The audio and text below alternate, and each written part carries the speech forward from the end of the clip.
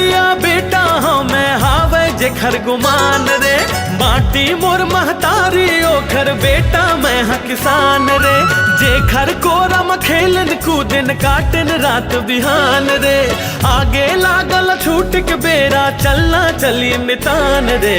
दुनिया भर में फहराबो छत्तीसगढ़ के हम परचम, जन्मभूमि के रक्षा करबो तभी तो जिंदगी तरही। हमर भाखा हवे छत्तीसगढ़ ही, पढ़बो लिखबो गोठियाबो छत्तीसगढ़ ही।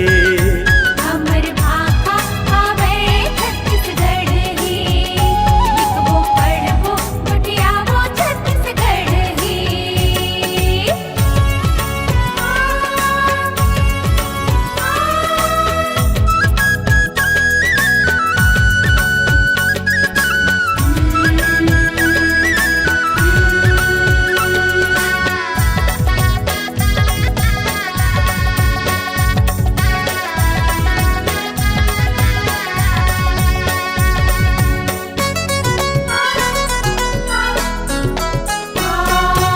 धान के कटोरा कहते मोर छत्तीसगढ़ ला, एखर ईमान लधन बोरबे कर ले थोकन चेतगा।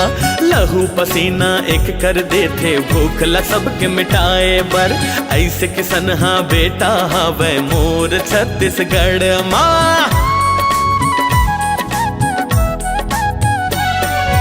थोकन पढ़ लिख डारिस बेटा देख अंग्रेजी झाड़ थे, संस्कार ला अपन भुला के दूसर के नकल उतार थे।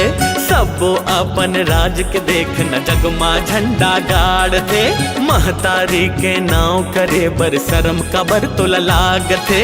भारत भुइया के हावे मोर छत्तीसगढ़ हा धरखन, इखरे बारे अब जीबो मरबो तभे तो संगी बनही। हमर भाखा हवे छत्तीसगढ़ ही, पढ़बो लिखबो गोठियाबो छत्तीसगढ़ ही। हमर